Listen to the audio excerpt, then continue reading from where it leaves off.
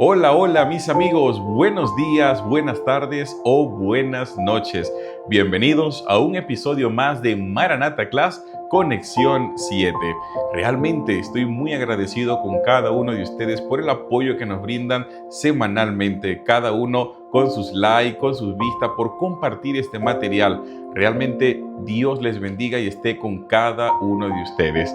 Muy bien, vamos a comenzar en esta oportunidad con el título de la lección que es y está sumamente interesante: reproche, remordimiento y arrepentimiento. Fíjense ustedes el título nada más, y esto lo encontramos en el libro de Mateo capítulo 26 y 27. Allí vamos a estar viendo toda la temática de esta semana, el resumen de la lección dedicado para ti.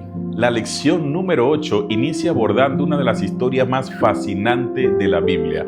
Habla acerca de Daniel, un personaje conocido por ti y por mí durante nuestra niñez, adolescencia e incluso nuestra juventud. Y por supuesto, Daniel llegó a ser uno de los 3 gobernadores de los medos y persas. Cuando conquistaron Babilonia, fue llevado cautivo como prisionero. Pero el nivel del liderazgo, el nivel de la pasión que tenía Daniel por Dios, por su Señor, era realmente una fe inquebrantable.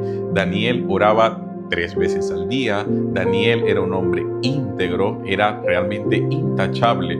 La Biblia nunca menciona que Daniel pecó. Sin embargo, tampoco menciona lo contrario. Lo que dice es que todos fuimos o somos pecadores y estamos destituidos de la gloria de Dios. Por esto entendemos que Daniel en algún momento de su vida llegó a pecar. La Biblia no lo menciona, sin embargo sí menciona la integridad de Daniel, la fe que tenía en Dios, y fue esto lo que le llevó poco a poco a consolidarse también en el reino de los medos y persas. Pero ocurrió algo que ocurre normalmente en todo liderazgo, que ocurre en todo el mundo. Cuando alguien se posiciona, cuando alguien gana el favor del rey, entonces comienza la envidia, las críticas y todo esto que vimos en la conspiración contra Daniel. Allí vimos a los compañeros de Daniel que no estaban contentos con lo que el rey le había ofrecido a Daniel como gobernador de los medos y persas. Amigos, esto realmente lo que hizo fue que los compañeros de Daniel buscaran una opción posible para condenar a Daniel. Ustedes saben, conocemos la historia. Allí entonces ellos comenzaron a buscar la hoja de vida, el historial de Daniel, pero ¿saben qué? No lograron encontrar absolutamente nada. Daniel era un hombre sometido a la voluntad de Dios y Dios lo bendecía. Así que aquellos hombres pensaron en un plan macabro. Comenzaron a pensar qué era lo que podía debilitar a Daniel, hasta que encontraron que oraba 3 veces al día. Y Daniel, como lo hacía por costumbre, él abría sus ventanas y comenzaba a orar. Así que aquellos hombres redactaron un edicto, el rey lo firmó sin pensar en las consecuencias.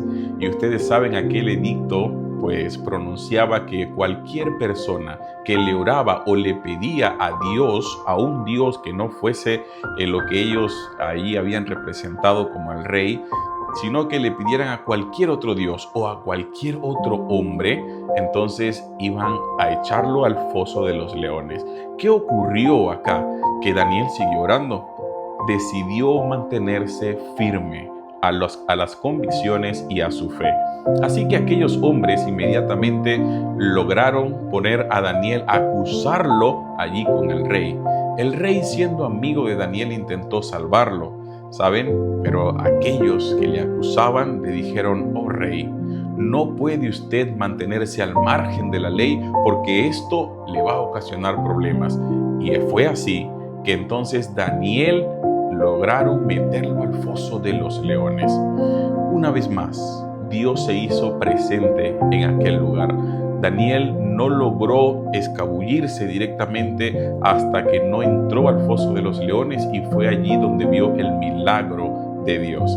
Sin embargo, queridos amigos, ¿por qué la lección introduce este tema con respecto a Jesús o al título del tema? Porque tiene una comparación con lo que pasó también nuestro Salvador.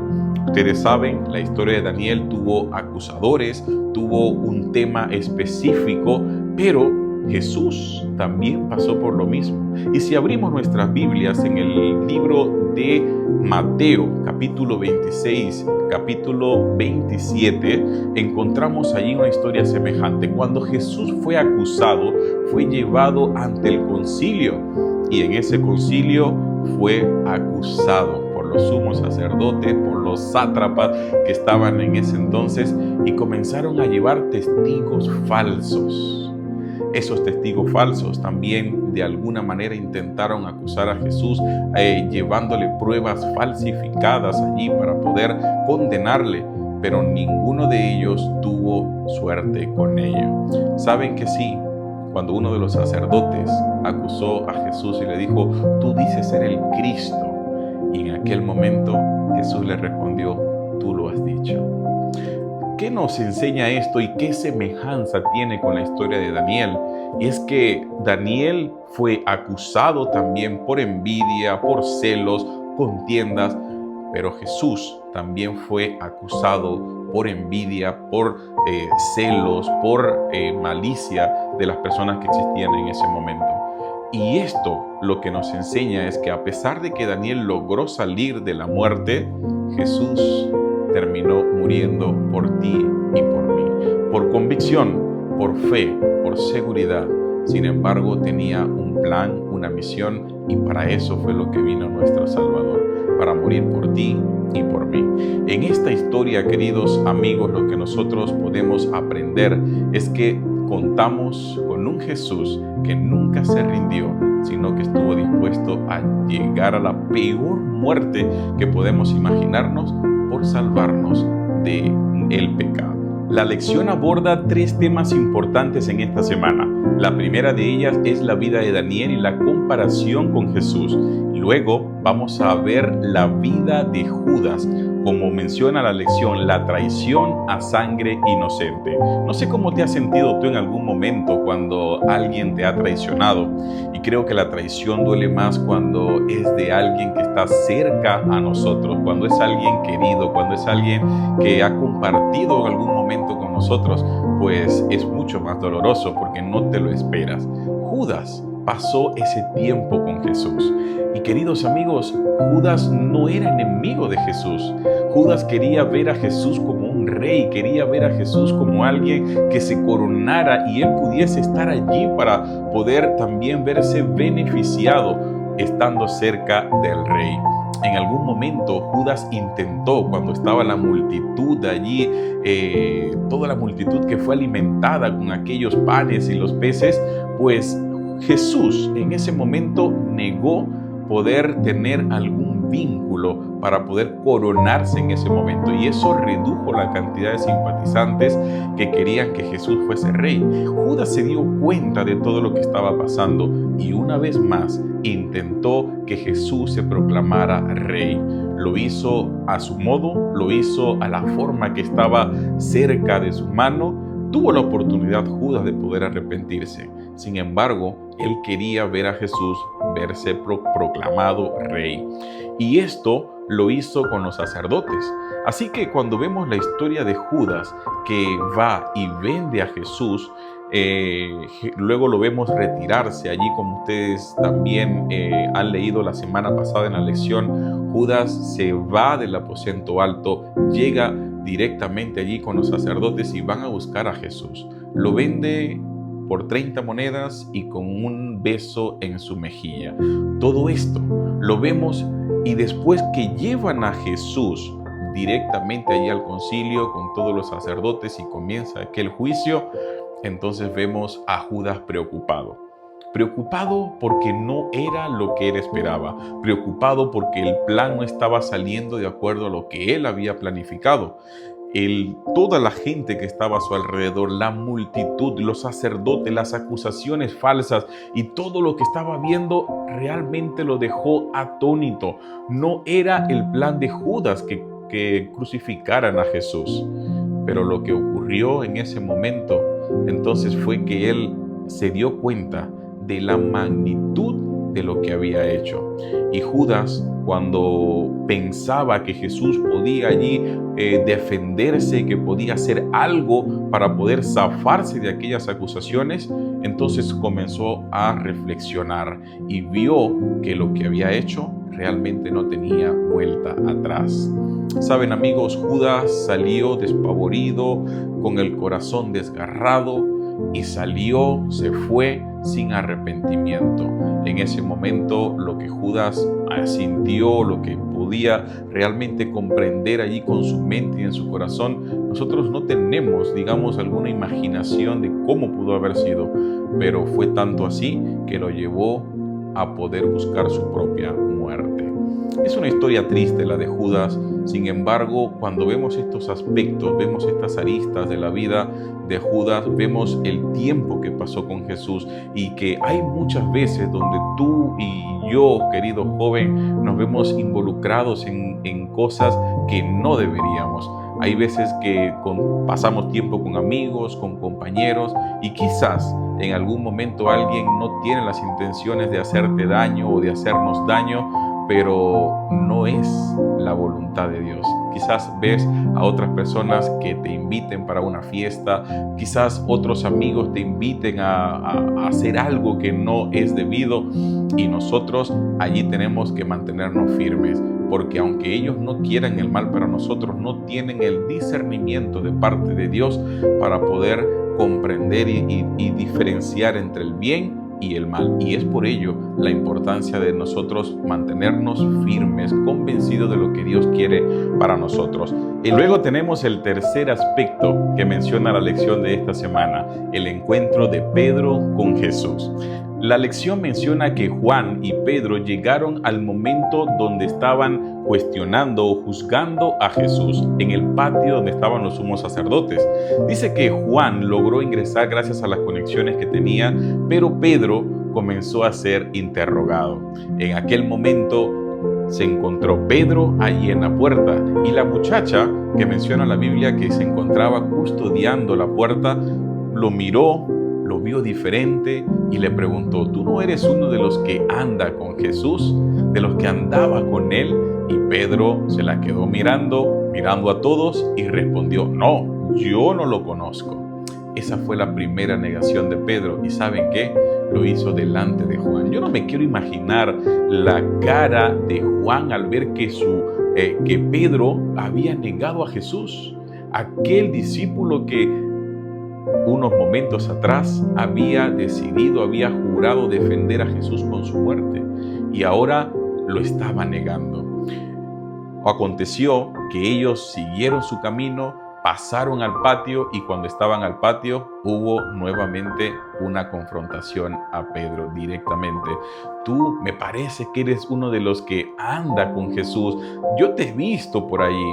Entonces Pedro por segunda vez niega a Jesús. Pero no termina allí, queridos amigos. Hay una tercera confrontación, y esta confrontación lo hace ya un pariente de Malco. Imagínense ustedes, Malco fue el hombre al que Pedro le había cortado su oreja hace instantes atrás. Así que este pariente lo reconoció, lo mira, lo observa, y entonces le dice: me parece que tú eres uno de los que estaba allá con Jesús. En ese momento le comienzan a pronunciar a Pedro ahí en ese momento, ¿no? Es que tú hablas diferente. Comienzan a ver que los que andaban con Jesús realmente eran personas puras, que se mantenían firmes ante la ley, y no solamente eso, sino que eran personas que no decían malas palabras, no se juntaban y no andaban en lugares extraños. Así que Pedro recordó esto, y es por ello que comienza a responder ya con maldiciones y con palabras que no eran adecuadas para los seguidores de Jesús. Yo no sé en qué momento de tu vida también te has encontrado con personas, o tú mismo en alguna circunstancia donde has negado a Jesús, donde has negado ser cristiano, donde te ha dado vergüenza andar con una Biblia en la mano. donde quizás en el área del trabajo, en la universidad o en cualquier aspecto de tu vida te han preguntado y has rechazado que conoces o que practicas la doctrina de la palabra de Dios. Saben, amigos, Dios tampoco te juzga por ello. Luego que Pedro pasó por lo que pasó, escuchó al gallo cantar y se dio cuenta de que había negado a su maestro, pero de que ya Jesús se lo había advertido, le había profetizado lo que iba a pasar. Sin embargo, en el deseado de toda la gente, la hermana White dice que Jesús, después que Pedro lo negó, pasando, se lo queda mirando. Y la mirada de Pedro con la mirada de Jesús se entrecruzan. Y dice la hermana White que la mirada de Jesús, sabiendo que Pedro lo había negado, era una mirada de compasión, era una mirada de ternura, una mirada de: Pedro, aquí estoy.